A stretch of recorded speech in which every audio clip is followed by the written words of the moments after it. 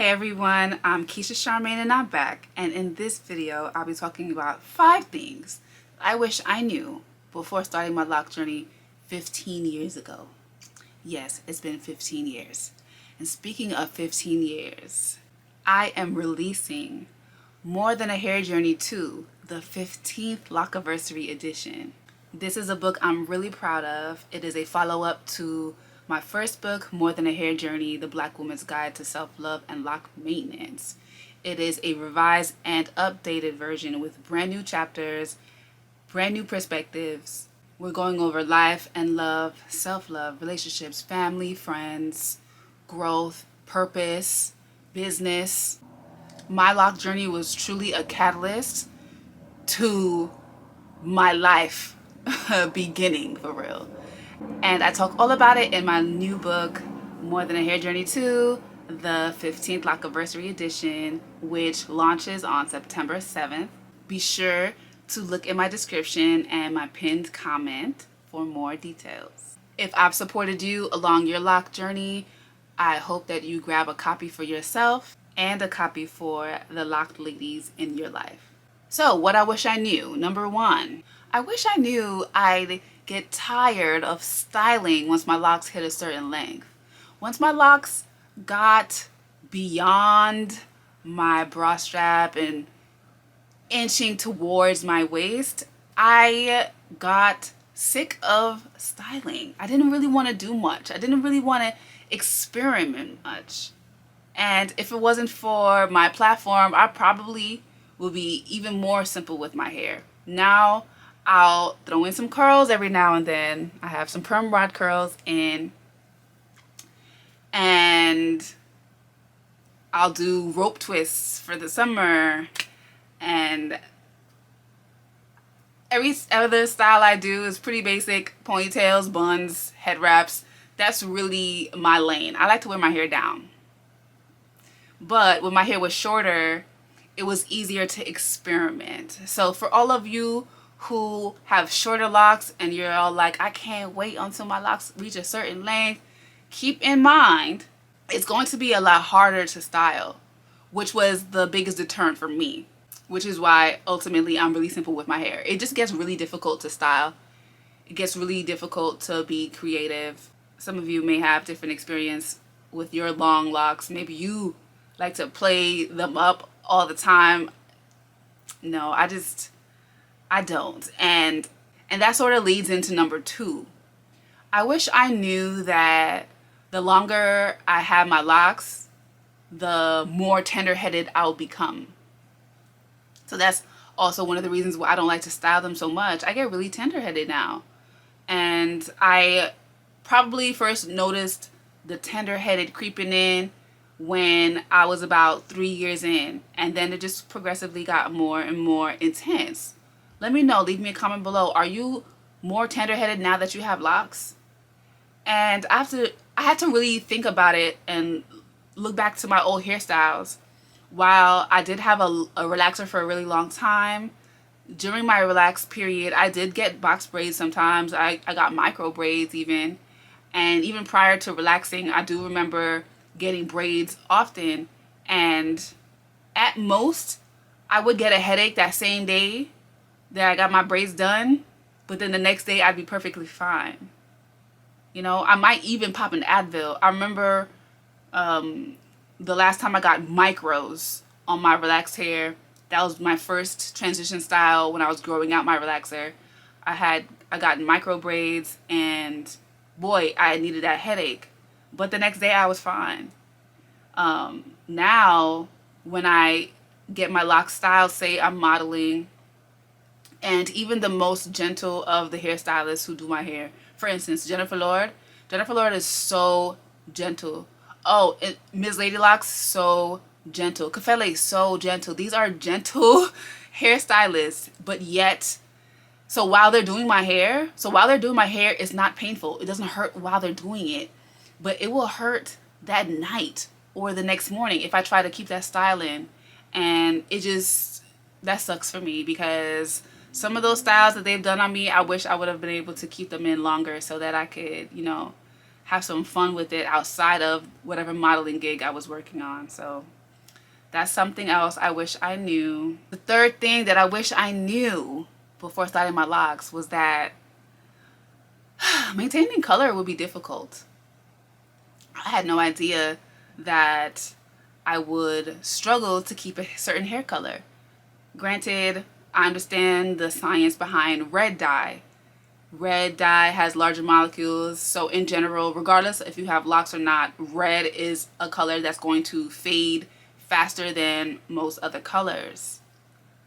However, I wonder, for those of you who have loose natural hair, or if you can think back to when you had loose natural and you colored your hair, let me know, how was the color retention for you? How long did you need to keep redoing your hair color? I know, of course, everyone has to freshen up their color from time to time, but I just find that, especially when I was playing with colors more earlier on in my lock journey, I just found that I had to touch up the color a lot more often than I would have preferred. And yes, I wash my hair every 2 weeks. That's not abnormal. I wash my hair every 2 weeks prior to having locks as well. And I did play with color prior to having locks. My relaxed hair, I had it at one point in the 8th grade. My hair was like a reddish auburn color. And I remember in the 12th grade, my hair was a chocolate brown. Those are the only colors I played with prior, only permanent colors I played with prior to going natural and starting my locks. But yeah, let me know. That could be completely normal. I don't know if it's a lock thing, but it's something I didn't know and I wish I knew. The fourth thing that I wish I knew before starting my locks was that natural hair products wouldn't have natural ingredients. And that's not something that took me very long to learn, okay? I had an assumption that the products that were geared towards natural hair use natural ingredients, and I think that's a very common assumption. You think that products for natural hair, what are they doing out my window? They really bothering me. You assume that products for natural hair are going to be prioritizing using natural ingredients. That's just the assumption. People with natural hair tend to care more about the ingredients that they use. However, that's very often not the case. Even when these products are marketed as though they are supernatural, I mean very natural, not supernatural, very natural. Oh my gosh, I gotta close this window. Companies will often market their product with featuring amla oil or whatever, but then you see amla oil is like one of the last ingredients in the product. So I'm glad that I learned pretty early on though that you should really look at the ingredients list and look at the order in which the ingredients appear on the ingredients list. And if there's an ingredient that you don't know, Google it, because just because you don't know it, it might be a scientific word, you might not know what it is, but that scientific word could mean horsetail. And that's just the way that they show the word in the cosmetic industry. So keep that in mind as well. That's the case with my gel. So I don't hand make the gel. All the other products I hand make, and I make the labels myself as well. So it's customary in the industry to use the scientific ingredients on there. So for instance, on my ingredients list, it says Bambusa vulgaris extract. What is that? That sounds strange. Is that natural? I don't know. But that's just the way that they say bamboo extract. You know, bamboo is super high in silica. You know, so that's, you know, I love silica. You know, I love making sure that my ingredients are silica packed. You know how I feel about horsetail. Horsetail is the second to bamboo most abundant plant on the planet in silica. So the way that horsetail is listed on here, it's Equisetum arvense extract, and that's horsetail. So don't rush to assume just Google the ingredient. But yeah, very often it's not a natural ingredient. So or it's not even derived from a natural ingredient. So that sucked. But I'm glad that I was educated pretty early on, so I know better.